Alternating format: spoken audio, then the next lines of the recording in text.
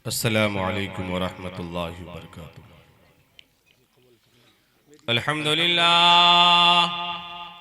अल्हम्दुलिल्लाहिल्लज़ी lump यज़ल व ला यज़ालु हय्यन क़य्यूमन आलिमन क़दीरन मुदब्बिरन समीअन बसीरा व नशहदु अन ला इलाहा इल्लल्लाह वहदहु ला शरीका लह व नशहदु अन्न मुहम्मदन अब्दुहु व रसूलुहु। अम्मा बअद फ़अऊज़ु बिल्लाहि मिनश शैतानिर रजीम। बिस्मिल्लाहिर रहमानिर रहीम।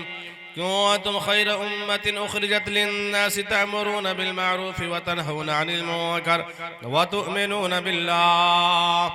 व क़ाल तआला फ़ी मौज़िइन आख़र या अय्युहन नास इन्ना खलक़नाकुम मिन ज़करिन व उन्सा व जअलनाकुम शुअबन व क़बाइल लितआरफ़ू इन्ना अक्रमकुम इंदल्लाहि अत्क़ाकुम। सदक़ल्लाहुल अज़ीम।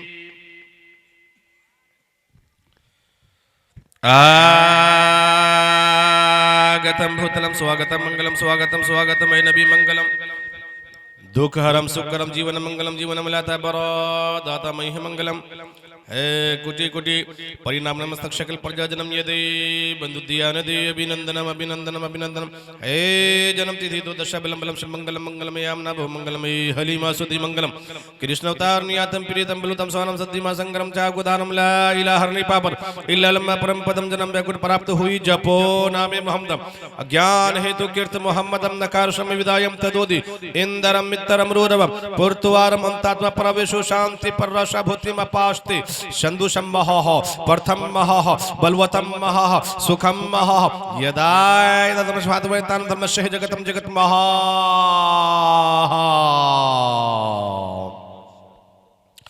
यदो नारी मदो नारी दशा दशे दशो नारी नार्यं परुस्तमथार्णं शिवा शक्तिवं तवारायं हरियो। यको जगदीश्वर यको जगद्गुरु सर्वअवतार सत्य सर्वग्रहं सत्य सर्व सर्वता सम्मानत शशपरिकार कायम शुकरम बर्रनम स्नावरम बाबिदम शुशुवा। यकौकार सत्य नाम कर्ता पुरुष नरभु नरवीर काल मूर्ति एकम रूपियम बहुताया कुरुति एकम ब्रह्म द्वितीय नीना नीना नास्ते नास्ते किंचन संबल ग्राम के ब्रह्मनाशे महात्मान रहे नाता का परात्मास्ति युगे युगे महा। यौमाम जमनादीम जावेति लोक महेश्वरम अशंबुडा शामे दीर्षु सर्व पापी परमुष्यति अति अतियम सद्दी सुहानम। जब जब तू जने कीर्त मोहम्मदम अवतारम सल्लल्लाहु अलैहि वसल्लम। चाहे मैं जिनका नाम लूं वो भी, जिनका नाम नहीं ले पाऊं वो भी, जो जर्रा जहां है वो अपनी जगह आफताबो महताब है। मैं अब तमामी हजरात का शुक्रिया अदा कर रहा हूं।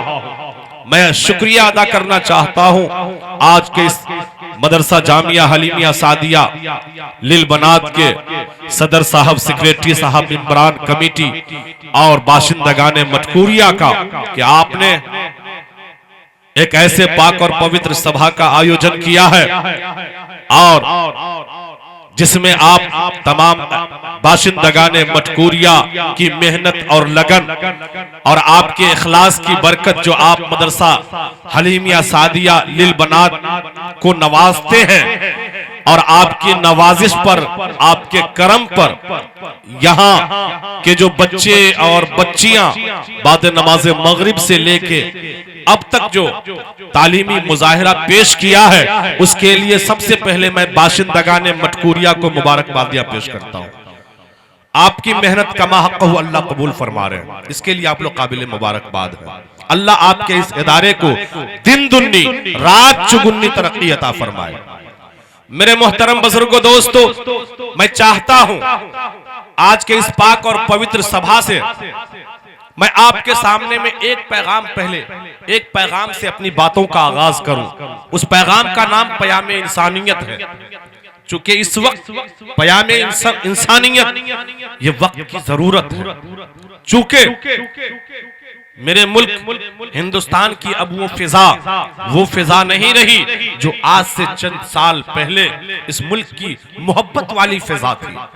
आज इस फिजा के अंदर दरारें आ गई है। आज हमारी मोहब्बत नफरत में तब्दील हो रही है। मेरे दोस्तों, आज हम हिंदू, मुस्लिम, सिख, ईसाई जो कल एक दस्तरखान पे खाने की कोशिशें करते थे, एक भाई भाई बनकर जी रहे थे, आज उस मोहब्बत के अंदर दरारें आ रही है। मेरे दोस्तों, मैं अपने हिंदू भाई को, मैं अपने सिख भाई को, मैं अपने ईसाई भाई को ये पैगाम देना चाह रहा हूं कि अगर हमारे बीच यही नफरत रही तो याद रखिए, हिंदुस्तान कभी तरक्की की राह पर गामजन नहीं रहेगा।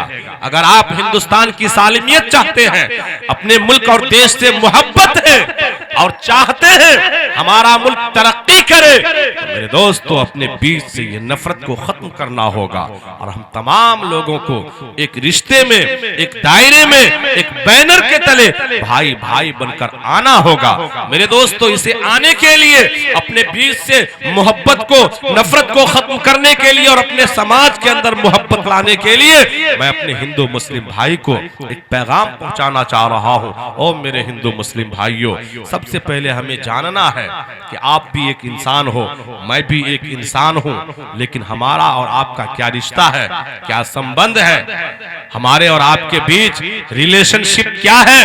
अगर हम लोग अपने इस रिलेशनशिप को अगर जान लेते हैं, रिश्ते को पहचान लेते हैं, कसम खुदा की हमारे समाज से, हमारे मुआशरे से, इस मुल्क से नफरत भाग जाएगी और हमारे समाज के अंदर मोहब्बत ही मोहब्बत रहेगी। तो क्या आप चाहते हैं इस रिश्ते को मैं आप तक पहुंचा दूं? हमारा हिंदू भाई से क्या रिश्ता है, उनका मेरे साथ क्या संबंध है, इस चीज को आप लोग समझना चाह रहे हैं? बतला दूं? कितने लोग सुनेंगे, जरा हाथ बढ़ाइए। हाय माशाअल्लाह माशाअल्लाह माशाअल्लाह। सुनिए मेरे दोस्तों बुजुर्गों, सबसे पहले मैंने कुरान पाक से पूछा, ऐ कुरान पाक जरा हमें बतलाओ मेरा हिंदू भाई के साथ क्या रिश्ता है, हिंदू भाई का हम मुसलमान से क्या संबंध है। कुरान पाक ऐलान कर रहा है, चतुर्वेदी साहब कहिए दुनिया के लोगों को, या अय्युहन्नास इन्ना खलकनाकुम मिन ज़करिन व उन्सा, ऐ दुनिया के लोगों, तुम्हारे अंदर जो ये प्रेम है, तुम्हारे अंदर जो ये सद्भावना है, तुम्हारे अंदर जो ये भाईचारा है, वो महज इस बुनियाद पर है कि हमने तुम तमाम के तमाम इंसानों को एक माँ बाप से पैदा किया। कितने से पैदा किया है भाई? बजाओ ऑपरेटर साहब, इसको थोड़ा सा कम कर दीजिए जी, बेस को भी हल्का कम कीजिए, आवाज दे दीजिए। हमने तुम तमाम के तमाम लोगों को एक माँ बाप से पैदा किया है। बढ़ गए मेरे दोस्तों, अब आप बतलाइए, माँ बाप अगर एक हो, औलाद अनेक हो, इन औलाद का आपसी क्या रिश्ता होगा? बोलिए, भाई भाई का रिश्ता होगा या नहीं होगा? और मेरे हिंदू मुस्लिम भाइयों, कुरान ऐलान कर दिया, हमारी जो अफजल किताब है, हमारी जो आकाशीय ग्रंथ है, हमारी जो पवित्र किताब है, वो ऐलान कर रही है, ओ हिंदू मुस्लिम सिख ईसाई, तुम लोग अनेक नहीं हो, तुम लोग एक माँ बाप की संतान हो, एक माँ बाप की औलाद हो, आपस में भाई भाई हो। चाहे तुम में कोई हिंदू भाई हो, कोई मुस्लिम हो, कोई सिख हो, कोई ईसाई हो, कोई काला हो, कोई गोरा हो, कोई बड़ा हो, कोई छोटा हो, कोई कुछ भी हो, लेकिन तुम तमाम के तमाम एक इंसान होने के नाते भाई भाई हो। आगे सुनिए, अल्लाह ताला आगे फरमाते हैं, वजअलनाकुम शुअबन व क़बाइला लितआरफू, और हमने जो तुम्हारे माबैन जात और बिरादरी को बना रखा है, वो महज तेरी पहचान करवाने के लिए। इसलिए ओ मेरे मुसलमान भाइयों, मेरे हिंदू भाइयों, हमारे समाज के अंदर भी बहुत सारे लोग, बहुत सारे बिरादरी के अंदर बटे हुए हैं, और आप हिंदू भाइयों के माबैन बहुत सारे लोग बहुत सारी बिरादरियों में बटे हुए हैं। हम में अगर कोई शेख है, हम में अगर कोई सैयद है, हम में अगर कोई पठान है, हम में अगर कोई रैन है, हम में अगर कोई अंसारी है, हम में अगर कोई मंसूरी है, अल्लाह ताला ने ये तमाम के तमाम बिरादरी और जात के अंदर नमाज इसलिए बनाया है ताकि हम इंसानों की पहचान हो सके। इन्ना अकरमकुम इंदल्लाहि अत्काकुम, कोई भी इंसान बहैसियत बिरादरी के, बहैसियत कौम के अल्लाह ताला के निगाह में छोटा और बड़ा नहीं है। इन्ना अकरमकुम इंदल्लाहि अत्काकुम, अल्लाह ताला की निगाह में बड़ा इंसान तो वो है, मुकर्रब इंसान तो वो है, मोहतरम इंसान तो वो है जो अल्लाह ताला से जितना ज्यादा डरने वाला हो, वो अल्लाह की निगाह में मुकर्रम है, वो मोहतरम है, वो मुकर्रब है। हमारे हिंदू भाइयों में कोई ब्राह्मण है, कोई शूद्र है, कोई वैश्य है, कोई बनिया है, अनेक जाति धर्म के लोग हैं, लेकिन जात और बिरादरी से कोई इंसान बड़ा इसी चीज को आइए हिंदू भाई की किताबों से पूछते हैं। मेरे दोस्तों, जिस तरीके से हमारे यहाँ आसमानी किताब 4 है, तौरात है, ज़बूर है, इंजील है, कुरान मुक़द्दस है, हिंदू भाइयों के यहाँ भी 4 ही किताबें हैं। ऋग्वेद है, यजुर्वेद है, सामवेद है, अथर्ववेद है। आइए जिस तरीके से हमारे यहाँ मुकर्रब किताब, मोहतरम किताब, अफजल किताब, पवित्र आकाशीय ग्रंथ कुरान मुक़द्दस है, हिंदू भाई के यहाँ ऋग्वेद है। आइए ऋग्वेद से पूछते हैं, ऋग्वेद जरा हमें अपना रिश्ता बतलाओ, संबंध बतलाओ, मेरा एक हिंदू भाई से क्या रिश्ता और संबंध है। मेरे दोस्तों बुजुर्गों, जब हमने अपने हिंदू भाइयों की किताबों से ऋग्वेद से पूछा, और ये मंत्र महागीता पुराण के अंदर भी है, क्या कहा रिश्ते के बारे में, संबंध के बारे में, योमाम जमुना धीम जावेद त्रिलोक महेश्वरम अशंभुडा शामे धीर्षु सर्व पापी परमुष्यति। ओ लोगों सुनो, ईश्वर ने सबसे पहले कायनात को पैदा किया, दुनिया को बनाया, उस वक्त इंसान को नहीं पैदा किया। एक मुद्दत गुजरने के बाद ईश्वर ने, परमेश्वर ने, परमात्मा ने इस संसार का रचना किया। कितने से? एक औरत और एक मर्द से। एक मुद्दत गुजरने के बाद ईश्वर ने इस दुनिया का रचना एक औरत और एक मर्द से किया। मेरे दोस्तों, ये दुनिया की इंसानियत जो फैलती है एक औरत और एक मर्द से फैलती है। हिंदू भाई की किताब भी वही बात कह रही है, हमारा कुरान भी यही कह रहा है, इन्ना खलकनाकुम मिन ज़करिन व उन्सा, हमने इस इंसानियत को एक माँ, एक औरत और एक मर्द से फैलाया है। अब मेरे दोस्तों, जो बात कुरान कहा है वही बात हिंदू भाई की किताब कह रही है। पता स्पष्ट हो गया, बात क्लियर हो गई कि हम हिंदू भाई, मुस्लिम भाई, सिख भाई, तमाम भाइयों का आपसी रिश्ता भाई भाई का है। हम लोग एक माँ बाप की संतान है, हम लोग अनेक माँ बाप की औलाद नहीं है, हम लोग एक खूनी रिश्ते के लोग हैं। ये अलग बात है, हम मुसलमान हैं, आप हिंदू भाई हो, कोई सिख है, कोई ईसाई है। हम लोग धर्म के एतबार से तो अलग अलग हो सकते हैं, लेकिन मानवता के एतबार से, इंसानियत के एतबार से हम तमाम के तमाम दुनिया के इंसान आपस में भाई भाई, एक माँ बाप की संतान है। मेरे दोस्तों, इसी चीज को बिरादराने वतन के यहाँ एक बहुत बड़े महात्मा, एक बहुत बड़े महाराज जी गुजरे हैं, कबीर दास। आप लोग भी शायद उसका नाम सुने होंगे, सुने हैं। देखिए, उन्होंने, वो जानते थे एक वक्त आएगा कि लोग अपने भाईचारगी को खत्म कर देंगे, अपने समाज से नफरत को परवान चढ़ाएंगे, मोहब्बत को खत्म कर लेंगे। तो दुनिया को एक पैगाम दिया कि लोगों, अगर तुम्हारे बीच नफरत आने लगे, अगर तुम्हारे बीच से मोहब्बत जाने लगे, अगर तुम्हारे बीच से मोहब्बत खत्म होने लगे, तो तुम मेरे पैगाम को पढ़ लेना और उस पर अमल करने की कोशिश करना। उसका पैगाम सुना दूं, सुनेंगे? कितने लोग जरा हाथ उठाइए। माशाअल्लाह, देखिए कवरेज कर रहे हमारे मीडिया साथी आले जनाब इज्जत माब इमरान खान साहब, जो केफ मीडिया माशाअल्लाह पूरी दुनिया को आप लोगों को पूरी दुनिया के अंदर दिखलाएंगे। भाई इमरान साहब, सुनिए महाराज जी का पैगाम। और मेरे हिंदू मुस्लिम भाइयों सुनो, हम अनेक नहीं है, हम एक माँ बाप की संतान है, एक कुंबे के लोग हैं, एक घर के सदस्य हैं। लिहाजा पैगाम सुनो।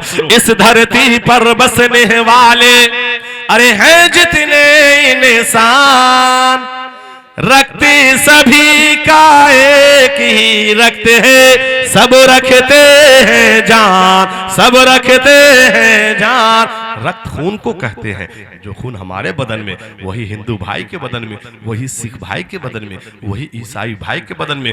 दुनिया के अंदर जितने भी जाति और धर्म के लोग क्यों नहीं है, सबका खून एक है। ये खून दलालत कर रहा है हम अनेक माँ बाप की संतान हैं, हम तो एक माँ बाप की संतान है, हम तो एक माँ बाप की औलाद है। मेरे दोस्तों, अगर हमारे फौजी नौजवान अगर चाइना के बॉर्डर पे हो, अगर पाकिस्तान के बॉर्डर पे हो, अगर हमारे फौजी नौजवान को अगर ब्लड की जरूरत पेश आ जाए, ऐलान होता है ओ हिंदुस्तान के वासियों अपने अपने खून को दान करो। वहां हिंदू नौजवान भी खून दान करते हैं, हमारे मुस्लिम नौजवान भी खून दान करते हैं। लेकिन आप लोग इंसाफ के साथ बताइए, क्या मुसलमान नौजवान जो अपने खून को दान करते हैं तो क्या मुसलमान फौजी के जिस्म में डाला जाता है? और हिंदू भाई जब अपने खून को दान करते हैं, वो खून ले जाकर के हिंदू फौजी भाइयों की जिस्म में डाला जाता है? आपका जवाब आएगा नहीं नहीं चतुर्वेदी साहब, ये खून धर्म देख के नहीं डाला जाता है, ये खून तो इंसानियत देख के डाला जाता है। इंसानियत हम सबकी एक है, हम लोग एक माँ बाप की संतान है। सुनिए महाराज जी का पैगाम, इस धरती पर बसने वाले हैं जितने इंसान, अरे रखते सभी का एक ही रखते हैं, सब रखते हैं जान, सब रखते हैं जान। अरे जिसने सबको जन्म दिया है बड़ी उसी की शान, दूजा नहीं महान रे मूर्ख, दूजा नहीं महान, और सब है एक समान। हरिजन पंडित शूद्र ब्राह्मण सैयद शेख पठान, हरिजन पंडित शूद्र ब्राह्मण सैयद शेख पठान, सब है एक ईश्वर के बंदे, अरे सब है एक ईश्वर के बंदे, आदम की संतान, आदम की संतान। और मेरे दोस्तों, जब हम तमाम के तमाम लोग एक माँ बाप की संतान है, एक माँ बाप की औलाद है, एक घर के अफराद हैं, तो हम में कोई बड़ा छोटा कैसे हो जाएगा? होगा कोई लोग अपने आप को अगर बिरादरी की निस्बत लग गई तो कोई अपने आप को बड़ा समझता है, हम बड़ी बिरादरी वाले हैं, है ना? मेरे दोस्तों, जब सब एक माँ बाप की संतान है तो फिर बिरादरी की निस्बत लग जाने से आप बड़ा छोटा, आप अपने में फर्क कैसे पैदा कर रहे हैं? सारे लोग एक हैं, एक माँ बाप की संतान है, सारे ईश्वर के, एक ईश्वर के, एक खुदा के बंदे हैं। हमारे हिंदू भाई से पूछिए कि ईश्वर कितने हैं, हिंदू भाई का जवाब आएगा ईश्वर एक है। मुसलमान भाई से पूछिए अल्लाह कितने हैं, इसका जवाब आएगा अल्लाह एक है। और मेरे दोस्तों बुजुर्गों और मेरे हिंदू मुस्लिम भाइयों, जब हमारा खुदा एक है, जब हमारा ईश्वर एक है, तो हमें सोचना होगा, हमें समझना होगा कि हम लोग अनेक खुदा के बंदे नहीं, अनेक भगवान नहीं, अनेक ईश्वर नहीं, एक ईश्वर के हम तमाम के तमाम बंदे हैं। आपको यकीन दिलाने के लिए आपके पास सामने में एक मंत्र पढ़ रहा हूं ऋग्वेद के हवाले से। यको जगदीश्वरा यको जगत गुरु सर्व अवतार सत्य सरो ग्रहण सत्य सरो सर्वता सम्मानत। यको जगदीश्वरा, इस कायनात का जो मालिक है, जग का जो मालिक है, 2 नहीं 4 नहीं 10 नहीं 100 नहीं 500 नहीं 1000 नहीं 2000 नहीं 5000 नहीं लाख नहीं करोड़ नहीं, जो है यको एक है। यको जगदीश्वरा यको जगत गुरु। और दुनिया के लोगों, इस कायनात का जो गुरु है, गुरु उस्ताद को कहते हैं, इस कायनात का जो उस्ताद है वो एक है। मेरे दोस्तों, मौलाना रियाज साहब, आप किसी के उस्ताद है या नहीं? आपके कोई उस्ताद है या नहीं? उनके कोई उस्ताद है या नहीं? पता चला दुनिया में जितने भी इंसान हैं तमाम के कोई ना कोई उस्ताद है। लेकिन ओ मेरे दोस्तों बुजुर्गों, इस कायनात पे एक शख्सियत ऐसी आई है जिसका कोई उस्ताद नहीं, वो पूरी कायनात के, पूरी दुनिया के उस्ताद हैं। मौलाना रियाज साहब से आप सवाल करेंगे, जरा हजरत नकीब जलसा साहब हमें बतलाइए वो कौन इंसान है, अरे वो कौन शख्सियत है जो जिसका कोई उस्ताद नहीं, वो पूरी कायनात के उस्ताद है। यको जगत गुरु, इस कायनात का उस्ताद एक है, पूरी दुनिया, पूरी इंसानियत का उस्ताद एक है। वो कौन है? जिसके कोई उस्ताद नहीं और वो तमाम इंसानियत के उस्ताद है। तो कारी रियाज साहब कहेंगे कि पढ़िए मौलाना साहब, इक़रा बिस्मि रब्बिकल लज़ी खलक़, खलक़ल इंसान मिन अलक़। आपको पता चल जाएगा कुरान के तफसीर से, कुरान के शान नुज़ूल से, वो कोई और नहीं, वो हमारे नबी, वो इनके नबी, वो उनके नबी, वो पूरी इंसानियत के नबी, नबियों के सरदार जनाब मुहम्मदुर रसूलुल्लाह सल्लल्लाहु अलैहि वसल्लम की जाते गरामी है। वो उनके कोई दुनिया में मुअल्लिम नहीं है, कोई दुनिया में उस्ताद नहीं है, और वो पूरी कायनात के उस्ताद है। यको जगत गुरु।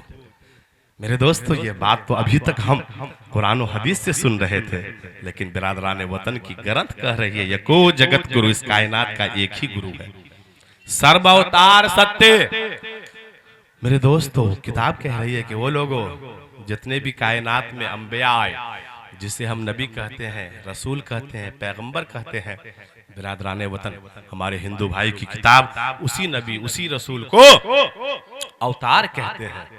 कितने आए? कमोबेश 1,24,000। वो जितने भी आए सर्व अवतार सत्य। जितने भी अंबिया इस रूए जमीन पर तशरीफ लाए वो तमाम के तमाम सत्य है, सरोग्रहण सत्य।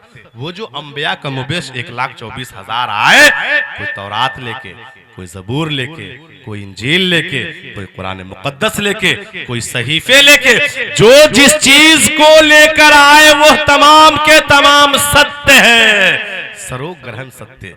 तो अब हम इंसानों को तमाम नबियों का भी, तमाम अवतारों का भी मान सम्मान करना है और उनकी ग्रंथों का भी मान सम्मान करना है।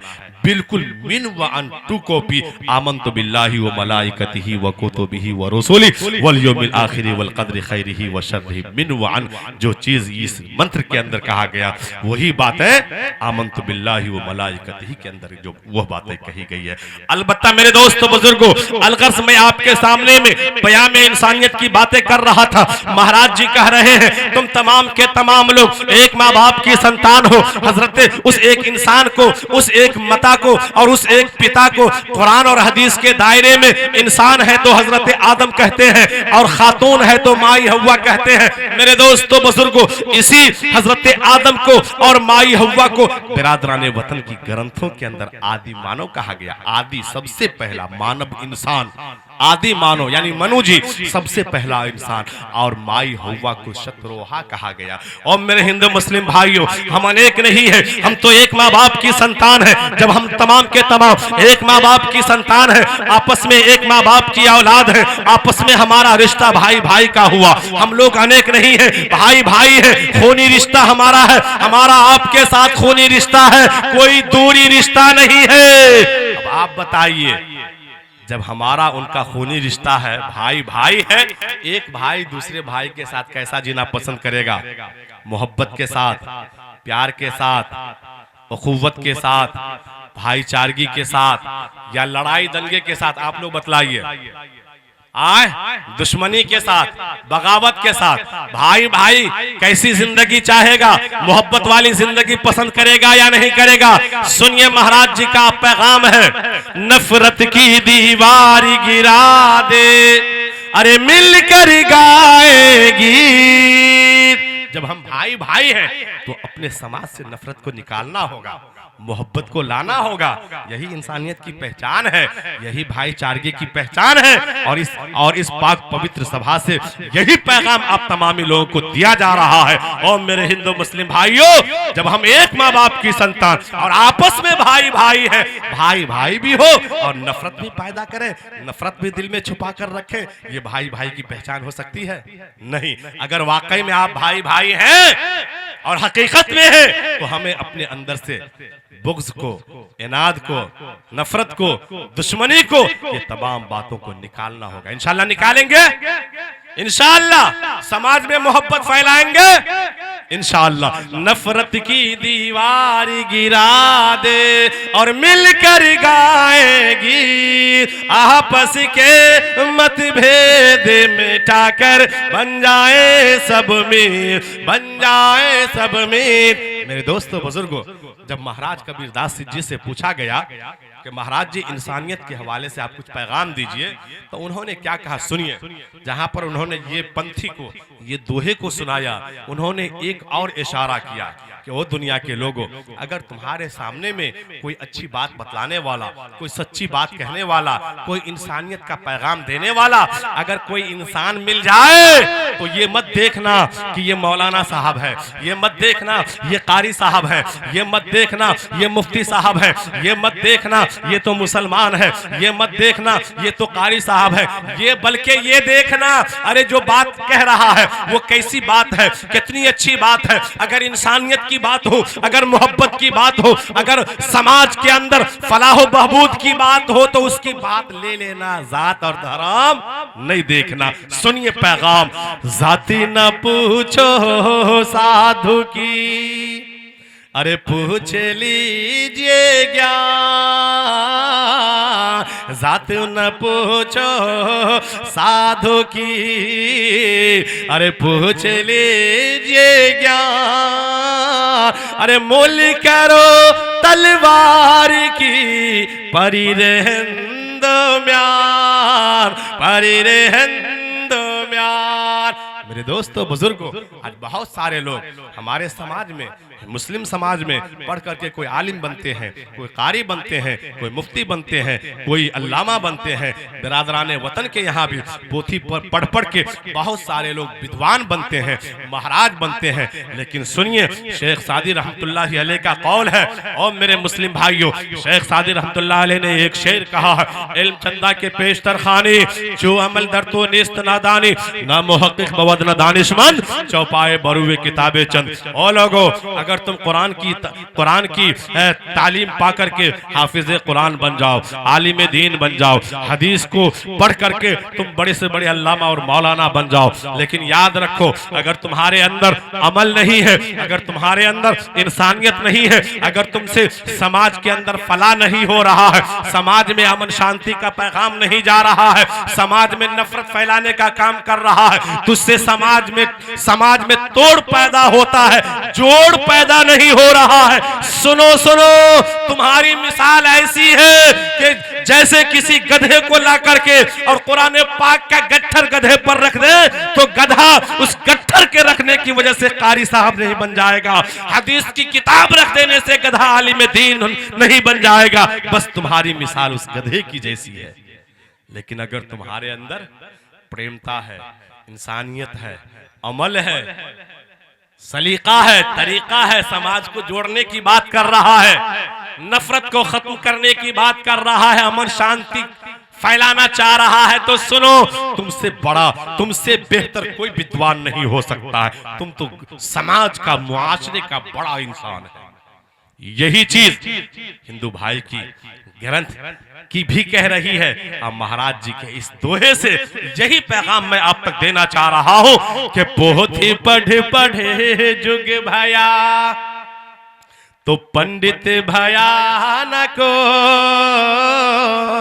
अरे पोथी पढ़े पढ़े जुग भया, तो पंडित भया न को, ढाई अक्षर प्रेम का, पढ़ा सो पंडित हो, पढ़ा सो पंडित हो। क्या करें महाराज जी, वो लोगों, अगर तुम पढ़ लिख करके बहुत दिनों से पढ़ते आ रहे हो, 20 साल से, 25 साल से, 30 साल से पोथी बड़ी बड़ी ग्रंथ को पढ़ रहे हो, लेकिन सुनो, अगर तुम्हारे अंदर प्रेम नहीं है, अगर तुम्हारे अंदर इंसानियत नहीं है, तुमसे अगर प्रेम फैलाने की बात नहीं हो पा रही है, प्रेम फैलाने का तुम नहीं कर पा रहे हो, समाज के अंदर अगर मोहब्बत नहीं फैला पा रहे हो, नफरत को जन्म दे रहे हो, नफरत को पैदा कर रहे हो, तो तुमसे बेहतर तो वो इंसान है जो जाहिल है, निकम्मा है, लेकिन मोहब्बत की गीत गाता है, समाज में शांति चाहता है, अमन का पैगाम दुनिया को देता है, वो इंसान तुमसे बेहतर है।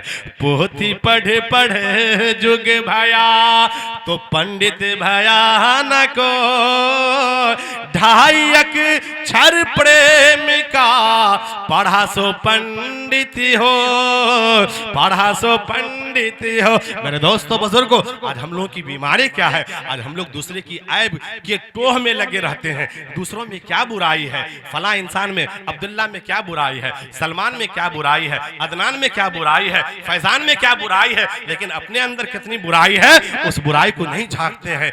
100 बुराई लेके हम चल रहे हैं, 1 लाख बीमारियां, 1 लाख बुराइयां हमारे अंदर पैदा है, हमें अपनी बुराई नजर नहीं आती है, लेकिन दूसरे की बुराई हम खूब देखते हैं, खूब हम दूसरे की बुराई हमें जानकारी मिलती है, उसकी बुराई को दुनिया के सामने में प्रचार करते हैं। मेरे दोस्तों बुजुर्गों, महाराज जी कह रहे हैं कि मुझे भी ऐसा कलक हुआ कि मैं भी बाजार में, मैं भी दुनिया में निकलूं और झांकूं और कोशिश करूं कि दुनिया में सबसे बुरा इंसान कौन है, बुरे इंसान की तलाशी में मैं भी निकलूं। महाराज जी निकले, निकलने के बाद पूरी दुनिया में तलाशी कर लिए, उसको कोई बुरा आदमी मिला ही नहीं, कोई नहीं मिला। आज हमारे यहाँ, आपके यहाँ, इस समाज के अंदर मेरे दोस्तों बुजुर्गों, हम लोग चाय की दुकान पर बैठ जाएं और गांव में जितने भी इंसान हैं 75% की बुराई हम कर डालते हैं 1 घंटे में, एक चाय पीने में। करते या नहीं करते हैं? फला में ये बीमारी, फला में। और अगर कोई अब्दुल्ला का बेटा हाफिज कुरान बना, आलिम दीन बना, अगर जोहर की नमाज न पढ़ा हो, असर की नमाज न पढ़ा हो, मगरिब की नमाज छूट गई हो, 2 दिन मस्जिद नहीं गया हो, मेरे दोस्तों हम तमाम के तमाम लोग चाय भट्टी पे बैठ करके और उसकी बुराई शुरू करते हैं। ओ सलमान चाचा सुनिए सुनिए, ये जो अब्दुल्ला का बेटा फैजान हाफिज कुरान आलिम दीन बनकर आया, अक्कल कुआं से फारिग होके आया, 2 दिन से बच्चा लड़का मस्जिदों नहीं आता है, बतलाइए एक आलिम दीन की ये कर्तव्य होनी चाहिए।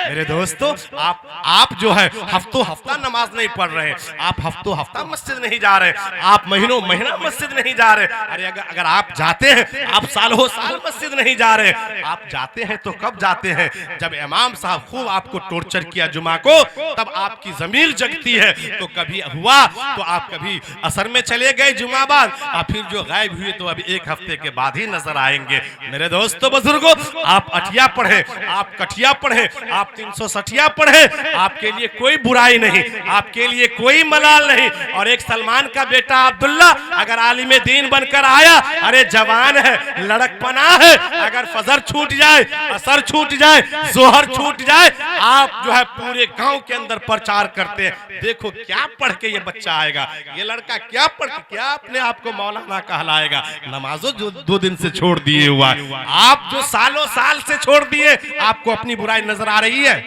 नजर आ रही है।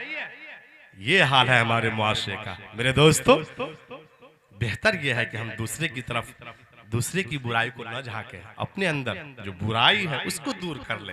आज अगर हम अपनी बुराई को दूर कर लेंगे, सामने वाला भी अपनी बुराई को दूर कर लेगा इंशाअल्लाह। तो ऐसा करेंगे।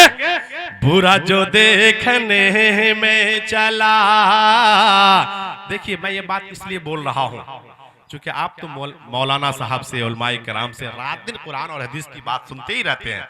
मैं ये दिखलाना और बतलाना चाह रहा हूँ कि हिंदू भाई की ग्रंथ भी यही सब कह रही है।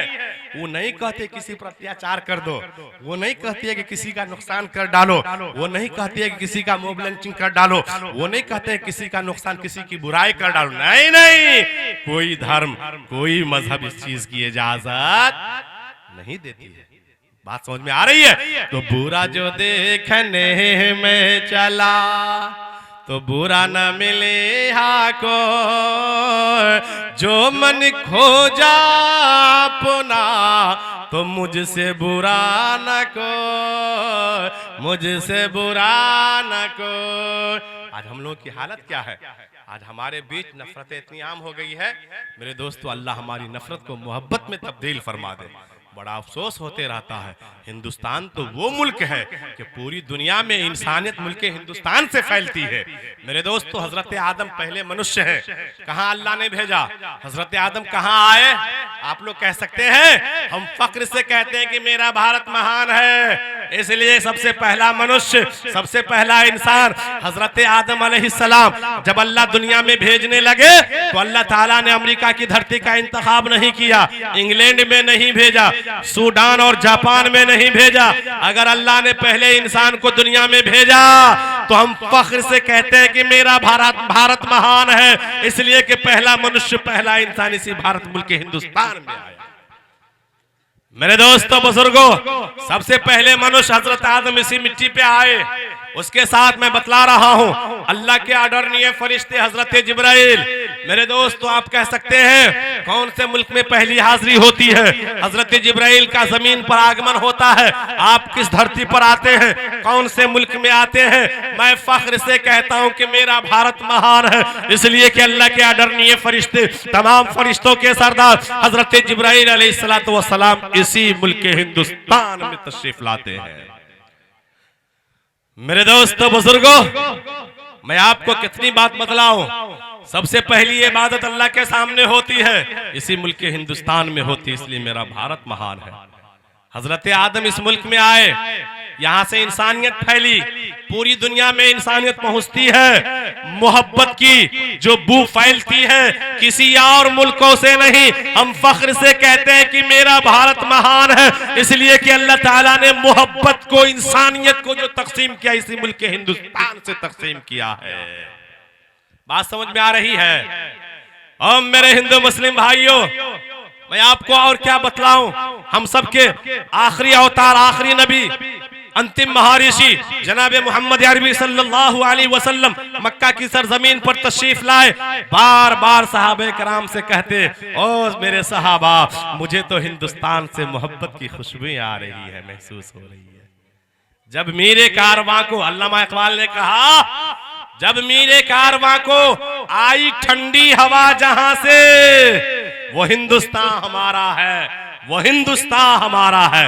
लेकिन बड़ा अफसोस होता है, बहुत दुख होता है मेरे दोस्तों, जब कहीं पर इस मोहब्बत का जनाजा निकाला जाता है, कहीं पर हिंदू मुस्लिम एकतायत को लोग जो है खतरे में डाल देते हैं। कोई मुस्लिम नौजवान जब एक काली पन्नी के अंदर अगर किसी चीज को, कोई गोश्त को लेके जाते रहते हैं, चिकन रहता है, लेकिन सामने वाला अगर कोई नौजवान मिलता है तो इस शख्सन देह में उसे मार डालता है, उस पर अत्याचार कर डालता है कि यह इंसान जो है बीफ लेके जा रहा होता है, बीफ लेके जा रहा है। इस शक की बुनियाद पर उसे पीटता है, उसे मारता है, अब मारते मारते मौत की घात उतार देता है, मॉब लिंचिंग कर देता है। जब इंक्वायरी होती है, जब जांच और पड़ताल होता है, पता चला ये चिकन का गोश्त लेके जा रहा है। क्या हो गया? इस हिंदू मुस्लिम की मोहब्बत में दरारें कहां से आ गई? ये हमारे बीच, हमारी जहनों के अंदर विष कौन भर रहा है? कौन हमारे समाज को तोड़ने का काम कर रहा है? कौन हमारे मुल्क को तोड़ने का काम कर रहा है? मेरे दोस्तों, बहुत बुजुर्गों, ऐसे लोगों से हमें और आपको होशियार होना है। मैं आपको बतला रहा हूं, चांद तारे गगन की जीनत है, अरे फूल कांटे चमन की जीनत है। हिंदू मुस्लिम को मिलके रहने दो, ये दोनों हमारे वतन की जीनत है, ये दोनों हमारे वतन की जीनत है। मेरे दोस्तों बुजुर्गों, बहुत दुख और बड़ा अफसोस होता है जब हमारे सामने में ऐसे ऐसे मैसेज आ जाते हैं। अभी 10 दिन पहले हरियाणा में क्या हुआ, एक जावेद और एक नासिर नाम का आदमी है, दोनों नौजवान हैं और दोनों नौजवान मुसलमान हैं। बलोरो से कहीं जा रहा था, कुछ शरपसंद लोगों ने उन दोनों को पकड़ता है और पेट्रोल छिड़क के उनकी गाड़ी को आग लगा के उसको जलाकर मार डाला जाता है। क्या हो गया हमारे मुल्क के लोगों को? अरे क्या हो गया? हमें समझ में बात नहीं आ रही है। और नारा भी कैसा लगाते हैं मेरे दोस्तों, मारते भी हैं, निहत्ते पर जुल्म भी करते हैं और जय श्री राम का नारा भी लगाते हैं। मेरे दोस्तों और मेरे हिंदू मुस्लिम भाइयों, मैं पूछना चाह रहा हूं, क्या श्री रामचंद्र जी का यही आदेश था? वो तो बड़े विद्वान थे, वो तो बड़े दयालु थे, वो तो बहुत ही समझदार थे। अरे वो ईश्वर ने उसको वो मलिका और वो सलाहियत नवाजा था उनसे एक चींटी को भी तकलीफ नहीं पहुंची है, वो इंसान को कैसे तकलीफ पहुंचा सकते थे? अरे पता है, वाल्मीकि रामायण कह रही है श्री रामचंद्र जी 14 साल के लिए जंगल में वनवास हो गए थे। पता है क्यों चले गए जंगल? अरे क्यों जंगल चले गए पता है आप लोगों को? इसलिए जंगल चले गए, एक मौके पर एक युद्ध हो रही थी और आपके जो पिता श्री राजा दशरथ थे, वो राजा दशरथ की जान खतरे में पड़ गई। तो श्री रामचंद्र जी की जो दूसरी मां ककई थी, उन्होंने अपने पति देव श्री राजा दशरथ की जान बचाती है। राजा दशरथ खुश होते हैं, आए मेरी धर्म पत्नी, तूने मेरी जान बचाई, आज तो मैं वहीं मर जाता, लेकिन मैं तुझसे आज तो तेरी जात पर फिदा हूँ, खुश हूँ तेरे इस काम पर, आज तुम्हें वचन देता हूँ, मांगो तुम क्या मांगना चाहती हो। श्री रामचंद्र जी की सौतेली माँ ककई कहती है कि मेरे पति देव, मेरी इस वचन को रहने दीजिए, जब समय आएगा आपसे हम मांग लेंगे। एक जमाना गुजर गया, एक जमाना गुजर गया मेरे दोस्तों बुजुर्गों, जब श्री रामचंद्र जी जवान हो गए, बहुत बड़े ऑनेस्ट थे, बहुत बड़े दयालु थे, बहुत बड़े ताकतवर बुद्धिमान थे। अब उनके पिता श्री राजा दशरथ कहने लगे कि हमारी ख्वाहिश हो रही है कि अपना समझदार बेटा, अपना बड़ा बेटा श्री रामचंद्र जी को अपनी गद्दी सौंप दूं। मेरे सामने में बाप की मौजूदगी में बेटा अगर राजपाट को संभाल लेता है, बाप को कितनी खुशी मिलती है। अरे खुशी मिलती है या नहीं मिलती है? वचन दिए हुए हैं, वचन को पूरा करना होगा। अब बेटे को मनाने के लिए गए कि बेटा तुम राज का मालिक नहीं, बल्कि तुम्हारी जगह भरत राज का मालिक बनेगा। मेरे दोस्तों बुजुर्गों, अगर श्री रामचंद्र जी चाहते, वो ताकतवर थे, बाप बूढ़े हो गए, वो ताकतवर थे, वो बलवान थे, बुद्धिमान थे, सब कुछ थे, अगर वो चाहते तो भाई को चुटकी में मसल सकते थे। कितने बड़े ताकतवर थे। जब राजा जनक को जनकपुर में अपनी बेटी की शादी करवानी थी, उन्होंने ऐलान कर दिया, मैं उस बलवान से अपनी बेटी की शादी करवाऊंगा जो मेरे धनुष को उठाकर तोड़ देगा। बड़े बड़े वीर पहुंचे, बड़े बड़े पहलवान पहुंचे, किसी ने भी राजा जनक के उस धनुष को उठा नहीं पाया। श्री रामचंद्र जी गए, उठाते हैं, तोड़ते हैं, यूं एक को यूं फेंका, एक को यूं फेंका, एक धनुषा में गिरा, दूसरा जनकपुर में गिरा, एक धनुषा धाम हो गया, दूसरा जनकपुर धाम हो गया, दोनों की दूरी 23 किलोमीटर की। इतने बड़े बलवान थे मेरे दोस्तों।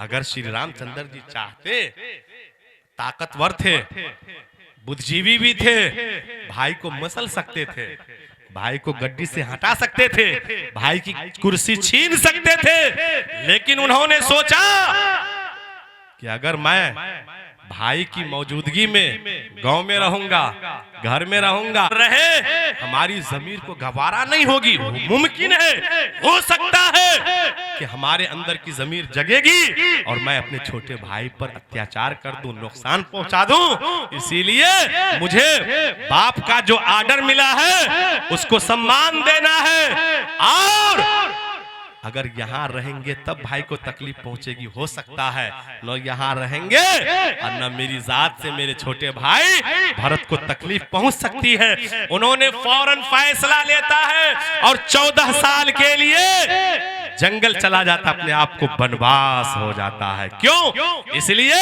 कि कहीं हमारी जात से, कहीं हमसे मेरे छोटे भाई को तकलीफ ना पहुंच जाए। और मेरे हिंदू मुस्लिम भाइयों, जो श्री रामचंद्र जो आपके आदर्श हैं, आप श्री रामचंद्र जी के मान और सम्मान के लिए मेरे दोस्तों बुजुर्गों, वाकई अगर आप अपना आदर्श मानते हैं, उनका ये ऐलान है, जब उनकी जात से अपने एक भाई को तकलीफ नहीं पहुंची, एक चींटी तक को वो तकलीफ देना गवारा नहीं किया, वो ये ऐलान कैसे कर सकते हैं? अगर कोई मुसलमान नौजवान मिल जाए, अगर कोई दाढ़ी टोपी वाले मिल जाए, अगर कोई निहत्ते मिल जाए, तो मेरे नाम का नारा भी लगाना, उसके ऊपर जुल्म भी करना, उसका आदेश हो सकता है। अरे हो सकता है उसका आदेश। नहीं बोल रहा, नहीं, मेरी बात आप लोगों को समझ में अब नहीं आ रही है। उसका ये हुक्म हो सकता है कि कोई दाढ़ी टोपी वाला नौजवान मिल जाए, बस मारिए देना उसको, नाम मेरा लेना, जय श्री राम, ऐसा हो सकता है? मेरे दोस्तों, मैं उन नौजवानों से कह रहा हूं जो जय श्री राम का नारा लगाते हैं, निहत्थे के ऊपर जुल्म करते हैं और मॉब लिंचिंग कर डालते हैं कि श्री रामचंद्र जी का ये हुक्मनामा नहीं है, ये पैगाम नहीं है। अगर आप ऐसा कर रहे हैं तो सुनिए, सबसे पहले आप अपने आदर्श श्री रामचंद्र जी के नाम को बदनाम कर रहे हैं पूरी दुनिया में। ये नारा लगा करके उसका ये हुक्म नहीं है, उसका ये कहना नहीं है। अगर आप कर रहे हैं तो आप अपने आदर्श श्री राम जी के नाम को पूरी दुनिया में बदनाम कर रहे हैं। और नंबर दो, आप उनके आदेश के खिलाफ काम करते हैं। आप डबल पापी हैं। आप कितने डबल पापी हैं? एक तो उसके नाम का गलत प्रचार किया, पूरी दुनिया में बदनाम किया, अपमान किया, और दूसरे उनका जो आदेश है उनके खिलाफ आपने काम किया। इसलिए मेरे दोस्तों बुजुर्गों, महाराज कबीरदास जी ने इस नफरत को मिटाने के लिए क्या कहा है? वहनिए सा बोलिए मन का पाखो, वहनिए सा बोलिए मन का पाखो, अपना तन शीतल करे औरों का सुख हो, औरों का सुख हो। मेरे दोस्तों, अगर आपको कहीं मौका मिले तर्जमानी करने का, कुछ बात करने का, कुछ पैगाम पहुंचाने का, ऐसी बात कीजिए, ऐसा पैगाम लोगों को दीजिए जिससे सबका भला हो जाए, समाज के अंदर अमन शांति का पैगाम जाए, समाज जुड़ने का काम करे। ऐसी बात मत कहिए, ऐसा पैगाम मत दीजिए जिससे समाज टूट जाए, आपस में नफरत आम हो जाए। ऐसी बातों से परहेज कीजिए। सुनिए क्या पैगाम दे रहे हैं महाराज जी। वानिए सा बोलिए मन का पाखो, अरे अपना तन शीतल करे औरों का सुख हो, औरों का सुख हो। आज मेरे दोस्तों बुजुर्गों, आज हमारे सामने में बहुत सारे मौलाना हजरात हैं, बहुत सारे महाराज जी हैं, लेकिन मेरे दोस्तों मैं आपको बतलाना चाह रहा हूं कि अगर आप मुद्दतों से अपने आप को मुसलमानी होने का दावा ठोकते हैं, अपने आप को पक्का ईमान वाले कहलाते हैं, लेकिन आप एक वक्त में भूल जाते हैं, जब भी आपकी आजमाइश होती है आप फेल हो जाते हैं। आप 10 साल से नमाज पढ़ते आ रहे हैं, 15 साल से नमाज पढ़ते आ रहे हैं, 20 साल से नमाज पढ़ते आ रहे हैं, लेकिन अगर आप रास्ते चल रहे हैं, किसी की थैली मिल जाए, किसी का बैग मिल जाए, तो आप सोचिएगा कि उठाइएगा भी, दायां बायां भी झांकिएगा, कोई देख तो नहीं रहा है, कोई देख तो नहीं रहा है। अगर बारिश का जमाना हो जाए, अगर आप अपने खेत खलिहान में जा रहे हैं, उसकी कमाई के लिए, आरी को बनाने के लिए आपके दिल में यह बात होती है, अरे पिछले साल जो बारिश का जमाना आया था 2 इंची जमीन को हमने औलाद के लिए बढ़ा दी थी पड़ोसिया की, चलो इस बार भी अच्छा मौका आया है 3 इंची को जरूर आगे बढ़ा देंगे। मेरे दोस्तों, हाल यह है कि 25 साल से आपके सर पे टोपी है, आप 25 साल से नमाज पढ़ रहे हैं, आप 15 साल से जमात में जा रहे हैं, कहां गई आपकी जमात, कहां गई आपकी नमाज, कहां गया आपका ईमान? मेरे दोस्तों, ऐसा हो रहा है या नहीं हो रहा है?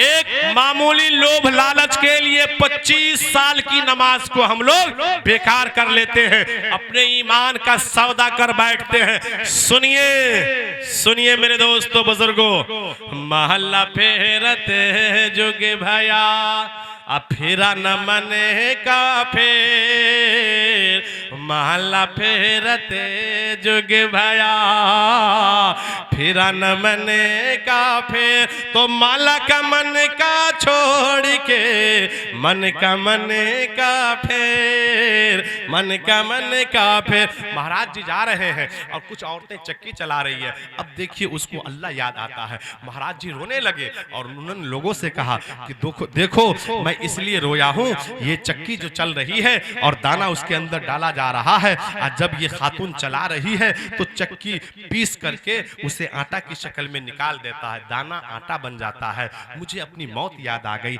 इसीलिए मैं रो दिया। उसका बेटा साथ में था, महाराज जी का, उसका नाम कमाल है, वो हंसने लगा। अब ये महाराज कबीरदास कह रहे हैं कि बेटा तू तो आज मेरी नाक कटा दी, क्यों तूने हंसा? मैं तो रो रहा हूं, तू हंस रहा है क्यों? क्या बात है? कहा अब्बा हुजूर आप रोने की वजह बतलाइए, मैं हंसने की वजह बताऊंगा। मेरे दोस्तों क्या हुआ? अब्बा हुजूर कहते कि मुझे अपनी मौत याद आ गई।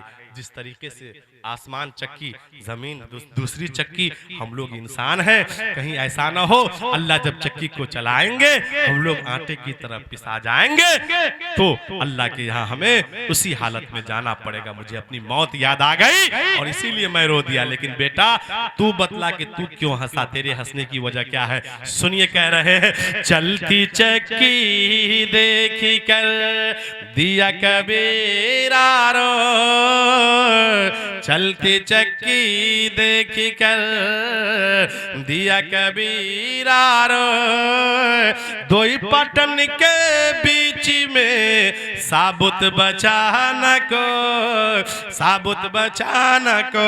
अब महाराज जी का बेटा जवाब दे रहा कि अब्बा हुजूर मैं क्यों हंसा हूं, इस चीज को सुनिए। चलती चक्की देखी कर दिया कमाल भभा, चलती चक्की देखी कर अरे दिया कमाल बाबा, किली सहारे जो रहे वो बाल बाल बच जा, वो बाल बाल बच जा। अब्बा हुजूर आपको पता है ये जो चक्की चल रही है अंदर में एक किल्ला होता है, किल्ले के सहारे पे चक्की चलती है। लेकिन जब आटा डालने वाली खातून जब दाना डालती है तो आपको पता होना चाहिए जो दाना किल्ले के सट जाए, किल्ले के सहारे जो दाना लग जाए वो दाना पीसा नहीं जाता है, और जो दाना किल्ले से हट जाए वो दाना पीसा जाता है। आपको मालूम अलगर्ज मेरे दोस्तों पयाम इंसानियत के हवाले से बहुत सारी बात आप तक पहुंचाया हूं। आइए मुस्लिम शायर का क्या पैगाम है, मैं एक अल्फाज में आप तक उनका भी पैगाम पहुंचा दूं, चूंकि अभी तक तो महाराज जी के हवाले से पहुंचा रहा था। अब हमारे मुस्लिम शायरों का क्या इजहार ख्याल है, क्या वो भी पहुंचा दूं? सुनेंगे आप लोग? आहा माशाअल्लाह, सुनिए। यूपी के एक बड़े शायर असद बस्तवी है, उनका क्या कहना है पयाम इंसानियत के हवाले से, उन्होंने क्या पैगाम दिया है उसको सुनिए। एक ही जगह सब मिल बैठे तो हर मुश्किल आसान बने। आज हम लोग करते क्या है, कोई भी काम करते हैं तो अपने भाई को भूल जाते हैं, अपने हिंदू भाई को भूल जाते हैं, ये समझ के वो गैर है। मेरे दोस्तों जब से हमने हिंदू भाई को गैर बना दिया, समझ लीजिए वहां से हम मुसलमान वहीं से कमजोर हो रहे हैं। वो हमारे गैर नहीं है, उसे गैर मुस्लिम मत कहिए, वो हमारे हिंदू भाई हैं। क्या है? अब जरूरत इस बात की है कि वो हमारे भाई हैं, साफ रहेगा। नहीं तो अगर आप हलीमा सादिया मदरसे के अंदर अगर मीटिंग कर रहे हैं, मशवरा कर रहे हैं, इक्को को हमारे हिंदू हो सकता है कि ये लोग मदरसे के अंदर मीटिंग कर रहा है, और मदरसा तो दहशतगर्दी का अड्डा है, मदरसा में तो आतंकवाद की तालीम दी जा रही है। मेरे दोस्तों हो सकता है ये लोग इसी मौके से कोई प्रोपेगेंडा करते होंगे। मेरे दोस्तों बुजुर्गों, अगर उनके जहन में विष आया, अगर वो हमारे प्रति गलत सोचने पर मजबूर हुआ, तो उसके जिम्मेदार वो नहीं, हम लोग हैं। हम लोग हैं, हमने इंसानियत को भूल गया, उस वक्त भुला दिया। अगर अपने मीटिंग में, अगर अपने मशवरे में, अगर जहां हम लोग मदरसे के अंदर मिंबरान को चुनते हैं, मैं तो कहता हूं कि जितने आपके मिंबर मदरसे के होंगे उतना ही मदरसे का भला आसान होगा। मेरे दोस्तों जहां आपके यहाँ अगर बात हैंगे, वो जब मदरसे पर आएंगे तो मेरे दोस्त उनको मदरसे में तो ईमान की तालीम, मदरसे में इंसानियत की पाठ पढ़ाई जा रही है, मदरसे में इंसान को इंसान बनाया जा रहा है, की बात होती है और तालीम होती है। लेकिन मेरे दोस्तों आज का परिणाम क्या है? आज लोग कहते हैं मदरसा में दहशतगर्द की तालीम होती है, अड्डा है दहशतगर्दी का। ये ऐसा मिजाज अगर हुआ है तो उसके गुनहगार हम लोग हैं। हमने उनको जोड़ने का काम नहीं किया है, हमने उनको मदरसे के बारे में बताया नहीं है, हमने अपने भाई को मदरसे से दूर रखा है। एक ही जगह सब मिल बैठे तो हर मुश्किल आसान बने। हर मुश्किल आसान होगा या नहीं होगा? अगर कोई हमारे खिलाफ गलत भी करना चाहेगा तो ये खड़ा होगा, नहीं मैं हूं, 100 बार मदरसे पे जाता हूं, क्या बात कर रहे हैं, दहशतगर्दी, वहां तो अमन और शांति और इंसानियत की तालीम होती है। एक ही जगह सब मिल बैठे तो हर मुश्किल आसान बने, सारी दुनिया में फिर अपनी एक ही अलग पहचान बने। चोटी अगर हिंदू को लगे तो दर्द मुसलमानों को हो, चोटी अगर हिंदू को लगे तो दर्द मुसलमानों को हो। हम लोगों की ख्वाहिश है कि ऐसा हिंदुस्तान बने, हम लोगों की ख्वाहिश है कि ऐसा हिंदुस्तान बने। इंशाअल्लाह इन बातों पे अमल करेंगे। इंशाअल्लाह अमल करने की जरूरत है या नहीं इन बातों पे? इंशाअल्लाह इससे होगा कि समाज के अंदर मोहब्बत फैलेगी, समाज में अच्छा मैसेज जाएगा, नफरत मोहब्बत में तब्दील हो जाएगी। तो इंशाअल्लाह अमल करेंगे। अपने हिंदू भाई को गैर नहीं, वो हमारे अपने भाई हैं। ये अलग बात है, धर्म के एतबार से वो हिंदू हैं, धर्म के एतबार से हम मुसलमान हैं। कोई अब आओ कुछ ऐसा काम करो, इस मुल्क से नफरत खत्म करो, आपस में मोहब्बत आम करो। जब एक ही वतन है हम सबका, जब एक ही वतन है हम सबका, फिर आपस में झगड़ा कैसा। हम अल्लाह अल्लाह करते हैं और आप भी रामो राम करो। हम अल्लाह अल्लाह करते हैं और आप भी रामो राम करो। लेकिन मेरे दोस्तों बुजुर्गों, आज हमारे बीच में अगर हम मोहब्बत फैलाने का काम, अमन और शांति चाहने का काम अगर करने लगते हैं तो हमारे समाज ही में से कुछ लोग खड़े होते हैं, हमारे समाज से कुछ ऐसा लोग खड़ा हो जाता है जो ये चाहता है हमारी कुर्सी बची रहे, हमारी वाहवाही रहे, चारों तरफ हमारी ही पूछ हो, और वो हमारे सामने में हिंदू मुस्लिम सिख ईसाई भाइयों को जात बिरादरी के नाम पर तोड़ना चाहते हैं, कभी मंदिर और मस्जिद के नाम पर लड़ाना चाहते हैं।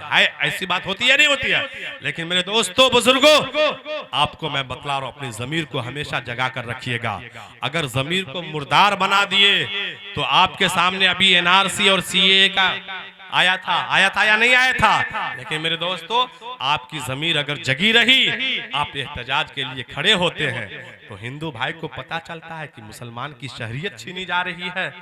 ये अच्छी बात नहीं है, गलत बात, बुरी बात है। वो भी हमारे साथ दिए, वो भी हमारे साथ आए। हमारे सिख भाई को पता चला, वो भी हमारे साथ खड़े हुए। हमारे ईसाई भाई को पता चला, वो भी हमारे साथ आए। आज मुसलमानों के साथ अत्याचार हो रहा है, कल हो न हो हमारे साथ हो जाए, है ना? तो अपने जमीर को हमेशा जगा कर रखिए, नहीं तो मेरे दोस्तों कब और किस वक्त क्या हो जाए कहना मुश्किल है। सुनिए, अगर खामोशी रहता हो तो गैरत मार डालेगी, अगर कुछ बोल दूंगा तो हुकूमत मार डालेगी। अगर खामोश रहिएगा हिंदुस्तान से जाना पड़ जाएगा, शहरियत छीन ली जाएगी, एनआरसी और सीए आपके खिलाफ नाफिज हो जाएगा। तो सजग रहना है, जमीर को जगा कर रहना है। जब आप खड़े रहेंगे, आपकी जमीर जगी रहेगी, तो हिंदू भाई, मुस्लिम भाई, सिख भाई, ईसाई भाई, तमाम की ताकत आपको मिल जाएगी और इंशाअल्लाह आपका विजय होगा, आपकी जीत होगी। लेकिन पहले आपको कदम बढ़ाना होगा, जमीर को जगाना पहले आपको पड़ेगा। अगर खामोशी रहता हो तो गैरत मार डालेगी, अगर कुछ बोल दूंगा तो हुकूमत मार डालेगी। अगर कोई आलिम दीन, अगर कोई हिंदू भाई, कोई सिख भाई, ईसाई भाई अगर हुकूमत के खिलाफ खड़ा होता है तो हुकूमत क्या करती है? वो एक के तरीका उसका है कि चलो उसको उठाओ जेल में डाल दो। बड़े बड़े आलिम दीन इस वक्त हिंदुस्तान के अनेक जगहों में जेल खाने में बंद है या नहीं? जो भी हुकूमत के खिलाफ बोल दे फौरन उसको उठा करके आज जेल की सलाखों में। लेकिन उससे घबराना नहीं है, डरना नहीं है।